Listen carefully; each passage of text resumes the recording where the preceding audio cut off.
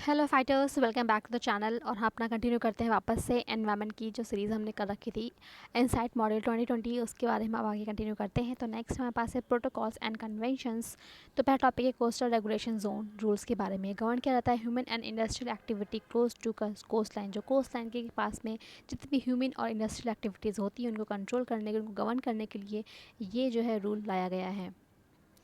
और इसके बाद कौन कौन सी एक्टिविटीज़, जैसे कि इंडस्ट्रीज़ का हो गया, storage disposal of hazardous material, mining हो गया, बिल्डिंग्स हो गई, यही सब के बारे में बात करी गई है। अब एनवायरनमेंट प्रोटेक्शन एक्ट 1986 जो है, ये इसके पहले 1991 में फ्रेम किया गया था, लेकिन वहाँ पे क्या था, कहीं कहीं ये रिस्ट्रिक्टिव था और सेंटर ने कुछ नए रूल्स भी नोटिफाई किए थे 2011 में। लेकिन जो इसमें इंक्लूड किया गया था वो नवी मुंबई एयरपोर्ट और के आसपास के प्रोजेक्ट्स जो हैं, और साथ ही साथ डिपार्टमेंट ऑफ एटॉमिक एनर्जी, इनके जो प्रोजेक्ट्स थे उनको एग्जाम्पशन मिल गया था इसमें। तो उसके बाद फिर 2018 में कुछ नए रूल्स इशू कराए गए और फाइनली हमारे पास ये आ गया, कोस्टल रेगुलेशन जोन आ गया। तो इसमें हुआ क्या, जितना भी 500 मीटर के आसपास का एरिया होगा हाई टाइड लाइन से, उसको डिफाइन करा है इस ऐसे रेगुलेशन जोन में। उसको बताया है कि हाँ भाई ये है, इस इतने में हम लोग रेगुलेट करेंगे। इसके बाद कहा गया है कोई भी डेवलपमेंट नहीं होगी इस जोन में जो कि 20 मीटर होगी। आइलैंड, जितने भी आइलैंड है close to mainland of coast, वहाँ पे कोई भी क्या वो डेवलपमेंट एक्टिविटी नहीं होगी। इसके बाद बहुत ही बेसिक्स चीज़ें हैं, मुझे लगा नहीं क्या क्या है, कितना कितना है, हर बार तो मुझे लगा नहीं ज़रूरी बताया भी नहीं आपको। अब देखिए इसकी इम्प्लीमेंटेशन, जो इसका इम्प्लीमेंटेशन किया जाएगा स्टेट गवर्नमेंट के द्वारा, इनको इंश्योर किया जाएगा through coastal zone management authorities. मतलब कोस्टल मैनेजमेंट अथॉरिटीज़ जो होंगी उनके साथ मिलकर जो स्टेट गवर्नमेंट है वो इंश्योर करेगी कि हाँ भाई ये प्रॉपर तरीके से इम्प्लीमेंट हो। Central ECRZ rule for blue flag beaches के बारे में कहा गया है। ये रन किया जाएगा international non governmental non profit organisation FEE, मतलब फाउंडेशन फॉर एनवायरनमेंट एजुकेशन के द्वारा इसको जो है वो रन किया जाएगा। अब ब्लू फ्लैग सर्टिफिकेशन, मतलब ब्लू फ्लैग से आपको पता चल ही रहा है कि बीच तक पूरा का पूरा कुछ पानी से रिलेटेड होगा। स्टार्ट किया गया था फ्रांस में 1985 में। जापान और साउथ कोरिया ओनली ऐसी ओनली कंट्रीज़ हैं साउथ और साउथ ईस्ट एशिया में जिनको ब्लू फ्लैग बीचेस के पास हैं। स्पेन इस लिस्ट में टॉप करता है, इसके पास 566 बीचेस हैं। इसके बाद ग्रीस है, फिर फ्रांस है जिसके पास, मतलब ग्रीस के पास 515 और फ्रांस के पास 395 बीचेस हैं। अब हम इंडिया के बारे में बात करते हैं। इंडिया में जो है वो घोघाला बीच दीव में है, शिवराजपुर बीच गुजरात में है, भोगावा महाराष्ट्र, पुदी बिदरी एंड कासाकोट जो है ये आपका कर्नाटका में है, और फिर कप्पाड़ बीच जो है वो केरला में है। इन सबको इंक्लूड किया गया। टोटल 13 पायलट बीचेस जो हैं वो अब तक आइडेंटिफाई कर दिए गए हैं। चंद्रभागा जो उड़ीसा का और जो कोणार्क कोस्ट पे उसको कंप्लीट कर दिया गया है ब्लू फ्लैग सर्टिफिकेट प्रोसेस के द्वारा, कि फाइनली अब इसको ये सर्टिफिकेट जो है वो मिल चुका है। तो अगर UPSC पूछे क्या हम इंडिया को अभी तक ये सर्टिफिकेट नहीं मिला है, तो ये आंसर आपका गलत हो जाएगा, मतलब आप इस पर रॉन्ग टिक करोगे। नेक्स्ट है IUCN red list of threaten species के बारे में बात करते हैं। करीब 1840 न्यू स्पीशीज़ जिनको अपडेट किया गया है रेड लिस्ट के थ्रेटन स्पीसीज़ में। तो आपको पता ही है कि कौन कौन सी कैटेगरी लेके आते हैं। और साथ साथ 9 कैटेगरीज जो हैं वो कहाँ से हैं, वो मतलब जो नॉट इवेलुएटेड है या फिर एक्सटेंट हो चुकी है उनमें भी, मतलब उनको नॉट इवेलुएटेड से एक्सटेंट की कैटेगरी में उनको अपडेट कर देंगे। ऐसी कौन कितनी है, 9 कैटेगरीज हैं। तो क्या क्या है रहा रीज़न की, मैंने क्या क्या रीज़न है पढ़ लेना, बहुत जनरल टर्म है। ये दिया गया है कितने कितने टाइप की इनकी कितनी रेड लिस्ट है उनके हिसाब से पूरा दिया है। इसके देखिए, not evaluated, data deficient, least concern, near threaten, vulnerable, endangered category, endangered, extinct in world wild और फिर एक्सटिंक्ट। यही पूरा है, ये इतनी लिस्ट जो है प्रिपेयर मेंटेन करते हैं।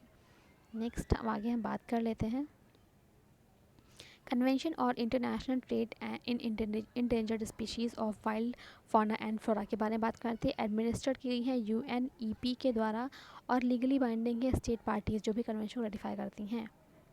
और अपेंडिक्स 1, 2, 3 मतलब वही अपेंडिक्स 1 बहुत खतरे में है, एक्सटेंड की कगार पे, अपेंडिक्स 2 थोड़ा सा लेस थ्रेटेंड है, और फिर यही है अपेंडिक्स 3 मतलब वही वल्नरेबल वाला कुछ सीन है। अब स्टार्ट ऑटर्स ऑटर जो है उनको हायर प्रोटेक्शन मिल चुका है साइट्स में, इनको अपग्रेड कर दिया गया है। जैसे कि पहले क्या था, इंडिया ने कहा है कि जो हमारा स्टार टॉर्टोइज़ है और साथ साथ जो स्मूथ कोटेड ऑटर है, इन दोनों का भी जो आप प्रोटेक्शन अब है वो अपग्रेड कर दीजिए, और साथ ही इसमें स्मॉल क्लोड ऑटर को भी इंक्लूड किया गया है। कहा इन तीनों को आप ना थोड़ा सा इंप्रूव कर दो, मतलब इनकी प्रोटेक्शन बढ़ा दो, इनको अपेंडिक्स 1 में ला के डाल दो प्लीज़, ऐसा रिक्वेस्ट करिए हमारे इंडिया ने। C40 clean air cities declaration के बारे में बात करी गई है। क्लीन एयर सिटीज़ डिक्लेरेशन जो है वो for C40 world mayor summit in Copenhagen, एक इवेंट जो अगर किया था होता है हर 3 साल में, उसके उन्होंने इसको इम्प्लीमेंट किया गया है। और ये क्लीन एयर पॉलिसी 2025 तक के बारे में बात करेगा। बहुत जनरल से पॉइंट्स हैं, आप पढ़ोगे समझ में आ जाएगा, बस इतना ही इंपॉर्टेंट था, क्या है कैसा है बस, और कुछ नहीं। UNEP कोलंबो डिक्लेरेशन की बात करते हैं, ये बात करता है tackling global nitrogen challenge.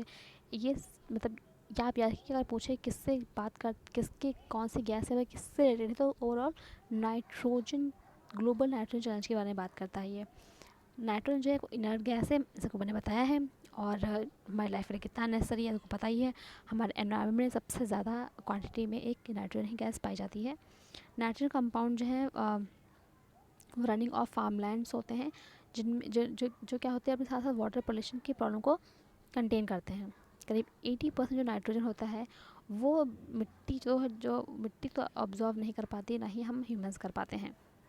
Nitrogen जो है पॉल्यूटेंट हो जाती है जब वो एनवायरनमेंट में हो जाके रिएक्ट करती है और ऑर्गेनिक कंपाउंड्स के साथ। नाइट्रेट कंटामिनेटेड ड्रिंकिंग वाटर होता है, इसमें क्या होता है, काफ़ी सारे ऐसे ब्लड फंक्शंस होते हैं, इनको रिड्यूस कर सकता है, कैंसर हो सकता है, एंडेमिक गोइटर्स भी हो सकता है, और सरप्लस इनपुट हो जाए अगर वाटर कंपाउंड का, तो जो होती है, जो हमारी मिट्टी होती है वो एसिडिफिकेशन, मिट्टी का एसिडिफिकेशन भी हो जाता है। Species included in appendix 1 of UN convention और माइग्रेटरी स्पीसीज कौन कौन सी है, great Indian bustard, Asian elephant and Bengal florican, इनको अपेंडिक्स 1 में डाल दिया गया है UN कन्वेंशन और माइग्रेटरी बर्ड के तहत।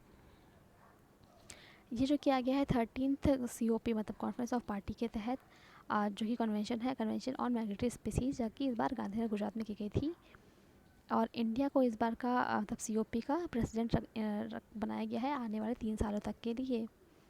बात करते हैं हम एशियन एलिफेंट की, तो ये इंडिया, नेपाल, बांग्लादेश, भूटान में हमारे पाया जाता है, और ये एंडेंजर्ड कैटेगरी में आता है।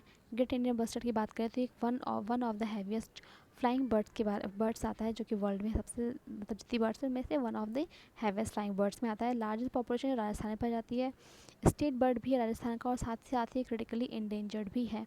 बंगाल फ्लोरिकन की बात करें तो उत्तर प्रदेश, असम, अरुणाचल प्रदेश में पाया जाता है, ये भी क्रिटिकली इंडेंजर्ड है। अब बॉर्न कन्वेंशन की बात करते हैं, जो बॉर्न कन्वेंशन है वो एक ग्लोबल प्लेटफॉर्म है conservation and sustainable use of migratory animals and their habitat. अब CMS मतलब जो CMS है आपका, एक कन्वेंशन और माइग्रेटरी स्पीशीज़, ये केवल एक ग्लोबली और UN बेस्ड इंटरनेशनल ऑर्गेनाइजेशन है जो कि इन सब से रिलेटेड बात करती है, इसमें कि टेरेस्ट्रियल, एक्वाटिक और एवियन माइग्रेटरी स्पीशीज़ सब आती हैं। UN convention on combat desertification की बात कर लें तो 14th मीटिंग जो है वो न्यू दिल्ली में हुई थी। इस बार की प्रेसिडेंसी जो है वो चाइना के पास थी। UNCCD जो है इस्टेब्लिश हुआ था 1994 में। ये सो लीगली बाइंडिंग इंटरनेशनल एग्रीमेंट है जो कि एनवायरनमेंट डेवलपमेंट को सस्टेनेबल लैंड मैनेजमेंट से लिंक करता है। ये ओनली कन्वेंशन है जो कि डायरेक्ट रिकमेंडेशन लेता है कहाँ से, रियो कॉन्फ्रेंस एजेंडा 21 से। 2006 में डिक्लेयर किया गया था national year of desert and desertification. और नेक्स्ट है बैम्बूनोमिक्स। बैम्बूनोमिक्स क्या है, movement to combat desertification and climate change, जिसमें इन्वॉल्व किया जाएगा ट्राइबल कम्युनिटी ऑफ इंडिया, जो कि जैसे को पता है ट्राइबल कम्युनिटी जो है बैम्बूज़ में कितनी ज़्यादा एक्सपर्ट होती है। नेक्स्ट है inter governmental panel for climate change. 6 assessment report जो आई है ये एग्जामाइन करेगी टॉपिक जो कि लिंक करते हैं कंजप्शन और उनके बिहेवियर से, साथ साथ कैसे ग्रीन हाउस गैस के एमिशन को और हम कम कर सके, और साथ ही साथ रोल क्या है हमारे इनोवेशन टेक्नोलॉजी का, हमें सब कुछ एग्जामाइन करना है। ये एक UN की बॉडी है, इस्टेब्लिश करी गई थी UNEP के द्वारा और वर्ल्ड मेट्रोलॉजिकल ऑर्गेनाइजेशन के द्वारा 1988 में। 195 मेंबर्स जो है वो स्टेट है, ग्रुप 1 में आते हैं। जो फिजिकल साइंस के बेसिस पे क्लाइमेट से कैसे डील किया जाए उसके बारे में बात करता है। जो ग्रुप 2 है वो डील करता है इम्पैक्ट, अडेप्टेशन एंड वल्नरेबिलिटी से। ग्रुप 3 बात करता है मिटिगेशन ऑफ क्लाइमेट चेंज से। BRS कन्वेंशन के बारे में बात करें, जो 14th मीटिंग है कॉन्फ्रेंस ऑफ पार्टीज़ की बेसिक कन्वेंशन वाली, वो, और उसके साथ ही जो 9th मीटिंग थी कॉप रोटरडैम कन्वेंशन, और 9th मीटिंग थी कॉप स्टॉकहोम कन्वेंशन, वो सब जिनेवा स्विट्ज़रलैंड में हुई। थीम क्या थी? Clean planet, healthy people, sound management of chemical and waste. अब जो Basel, Rotterdam and Stockholm convention, तीनों कन्वेंशन ये मल्टीलैटरल एनवायरनमेंट एग्रीमेंट है, जो कि कॉमन सा ऑब्जेक्टिव शेयर करती है भाई कि देखो हमें ह्यूमन लाइफ को प्रोटेक्ट करना है और एक एनवायरनमेंट को प्रोटेक्ट करना है कि किससे? हज़ार्डस केमिकल्स और वेस्टेज से हमें बचाना है। जो बेसल कन्वेंशन है वो कंट्रोल करती है किसको? Transboundary movement of hazardous waste and their disposal. Rotterdam I am sorry जो रोटरडैम कन्वेंशन है वो एक प्रायर इन्फॉर्म्ड कंसेंट प्रोसीजर है, जो कि सर्टेन जो कि किसी हज़ार्डस केमिकल्स और पेस्टिसाइड्स पे लगाई जाती है। स्टॉकहोम कन्वेंशन की बात करें तो ये पर्सिस्टेंट है ऑर्गेनिक पॉल्यूशन को लेकर। तो जी हमारे तक हो गया। उम्मीद करते हैं कि आपको समझ में आ रही होंगी चीज़ें। अगर आपको लेक्चर पसंद आ रहे हैं तो प्लीज़ मुझे भी कुछ इंडिकेट कर दीजिए, मतलब लाइक वगैरह भी करते रहो आप, ताकि मुझे तो पता चले कि हाँ कम से कम आपको समझ में आ रहा है। तो ज्योग्राफी वाला कवर कर लें या फिर छोड़ दें? एक काम करते हैं, ज्योग्राफी का हम लोग ना नेक्स्ट वाले लेक्चर में करेंगे तो सही रहेगा, चीज़ें बहुत अच्छे से चलेंगी। तो अभी के लिए टाटा बाय बाय। मेरी गलतियाँ बताना मत भूलिए प्लीज़, इम्प्रूवमेंट करना मुझे बहुत अच्छा लगेगा, और मुझे अच्छा लगेगा कि मैं आपकी उम्मीदों पे खरा उतर रही हूँ। Thank you so much. Thank you.